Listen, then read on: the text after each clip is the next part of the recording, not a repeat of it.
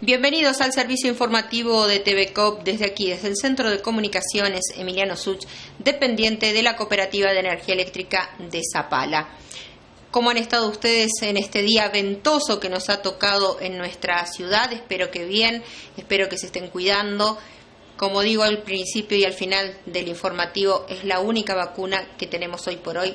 Tenemos que quedarnos en casa tranquilos lo más posible, salir lo justo y necesario. El viento nos favoreció porque obviamente no nos gusta y nos quedamos en casa.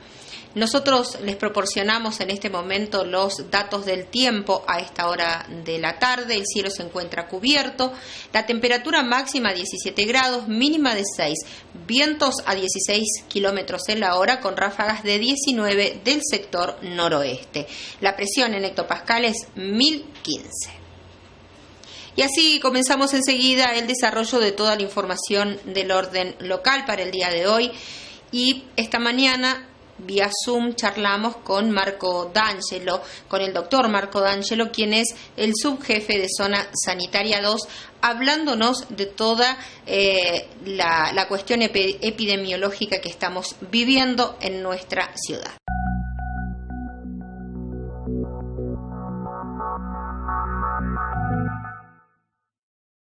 Marcos, preguntarte cómo está la situación en nuestra ciudad. Han habido varios casos y una pregunta puntual que me llamó a mí personalmente la atención es que en los comunicados que aparecen a diario ya no aparecen las personas, o sea, un ejemplo, 7 personas contagiadas, contacto estrecho o que no se conoce cómo es el nexo epidemiológico. ¿A qué se debe esto?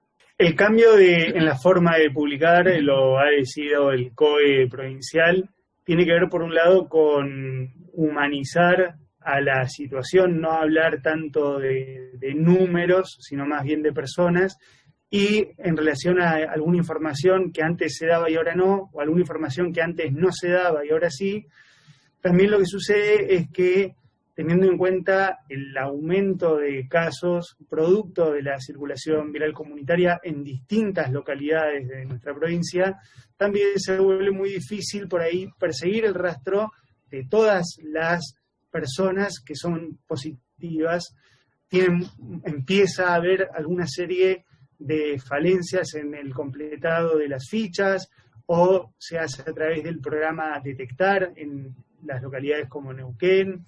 Y entonces hay mucha gente que inicialmente uno no tiene claro cuál es el nexo, porque si lo hacemos a través del programa Detectar, simplemente estamos aumentando la sensibilidad para proceder a generar bloqueos más efectivos y luego la investigación epidemiológica correspondiente. Entonces, la gran mayoría de los casos que son reportados hoy en día figurarían como nexo en la investigación, no tanto porque no se sepa, sino porque es muy dificultoso rastrearlo en ese momento. Por lo tanto, la estrategia, en la medida de que la pandemia avanza y la cantidad de casos avanza y la circulación comunitaria se va estableciendo en distintas localidades, también va cambiando. Y hoy la estrategia es avanzar en relación a los aislamientos con el objetivo de intentar, entre comillas, ganarle al virus un poco más. En lugar de ir detectando la cadena de casos positivos, queremos avanzar para cortar la cadena de contagios. Sabemos que han habido varios casos nuevos aquí en Zapala, es como que era lógico, lo habíamos hablado ya anteriormente. ¿Qué opinión te merece esto de las restricciones que se han puesto? La gente obviamente tiene su reticencia a todas las restricciones. ¿Cuál es tu parecer al respecto de esto? Bueno, en primera instancia está clara la circulación viral comunitaria en la localidad de Zapala. No podemos catalogarla como sostenida en términos epidemiológicos por una cuestión simplemente de tiempo, pero viendo cómo se han dado los últimos casos y viendo cómo cada vez aparecen más casos en los cuales no es posible identificar el nexo, claramente la circulación viral comunitaria existe en la localidad de Zapala, y lo que pueda aparecernos como restricciones o impedimentos a las libertades individuales lo tenemos que entender y analizar desde la lógica de la salud pública y esta situación que hemos hablado en repetidas oportunidades de la responsabilidad individual, no para el individuo, para conmigo mismo, sino la responsabilidad individual hacia la salud colectiva. Nuestro comportamiento impacta directamente en este caso, la cadena de contagios. Mi comportamiento impacta directamente en la posibilidad de que yo me contagie y o contagie a los demás. Mi comportamiento impacta directamente en que la cantidad de casos se mantenga estable y haya un sistema de salud capaz de dar respuesta, o que la curva de casos ascienda exponencialmente día a día y colapsen todos los sistemas de asistencia. Esa responsabilidad es colectiva, pero es individual. Claro. Aparte también otra de las consultas es, se habla de una cierta saturación en el sistema de salud. Sabemos que en Neuquén, en Cipolletti, están saturados, están con muchísimos problemas. ¿Cuál es la situación real aquí en nuestra ciudad? Bueno, esto no es novedad y lo hemos visto en meses anteriores en otros lugares del mundo.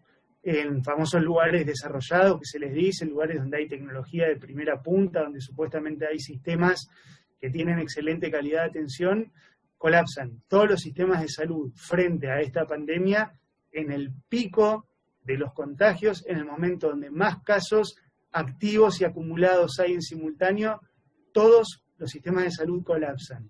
Entonces, el principal objetivo a nivel salud pública, a nivel políticas sanitarias, es evitar ese colapso.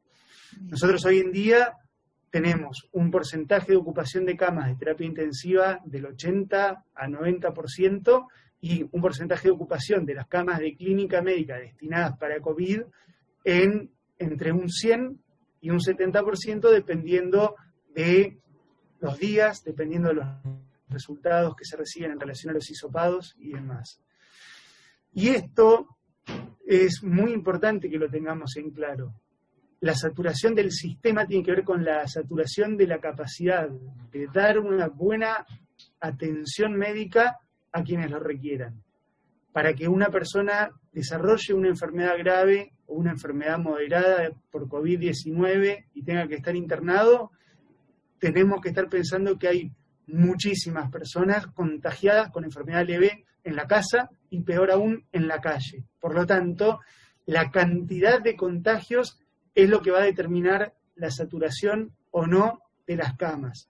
Nos concentramos en ese punto chiquitito, que son las camas, pero tendremos que estar pensando en todo el otro bloque, que es justamente los contagios, que hace que se empiecen a acumular las personas en las camas, y ahí es donde colapsa el sistema de salud.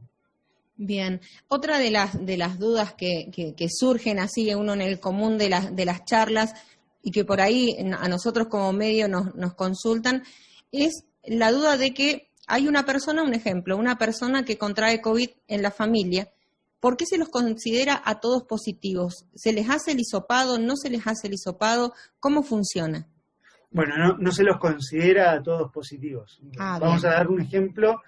Imaginemos que yo vivo con 5 personas más en mi casa. Uh-huh. ¿Sí?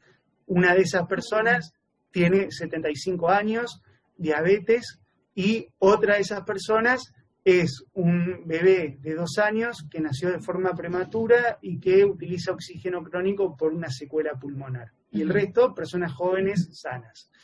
Yo soy positivo para COVID-19, yo soy un caso confirmado, es decir, presento COVID. Bien. Mi grupo conviviente, las 5 personas que viven conmigo, son contactos estrechos convivientes. Además tengo mis contactos estrechos de la gente del trabajo, porque como no pasa nada, no usamos el tapaboca y compartimos el mate, y los amigos con los que nos juntamos a picar un fútbol y después nos comemos un asado. Entonces, mis contactos estrechos son toda esa gente a la cual yo puedo haber contagiado por no haber cumplido con las medidas de distanciamiento. Bien. Y además están los contactos estrechos convivientes, que son los que viven conmigo. En otra época se hubiera estudiado, es decir, hisopado a todo el mundo. En este momento, con circulación viral comunitaria, eso no es sostenible, pierde sentido, y lo que se hace es implementar el aislamiento obligatorio para todos los contactos estrechos de cualquier tipo, familiar, social, laboral, convivientes o no convivientes. Se va a estudiar, es decir, a hisopar solo aquellos contactos estrechos que tienen un mayor riesgo de presentar una enfermedad grave. En el ejemplo que yo di, sería la persona de 75 años diabética y el bebé de 2 años con secuelas pulmonares. A esas personas, por más que no tengan ningún síntoma, 4 días después del último contacto se las va a hisopar, se las va a estudiar.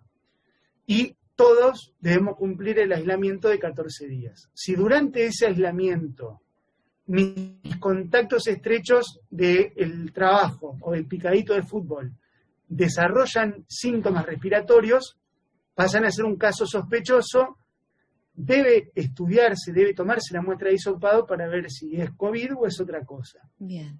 Pero los contactos estrechos convivientes, es decir, las personas que viven conmigo, en caso de que presenten signos o síntomas respiratorios, pasan a ser confirmados por los criterios clínicos y epidemiológicos. Es decir, no se les toma la muestra para ver si es COVID o no, se asume, se diagnostica de forma clínica COVID-19.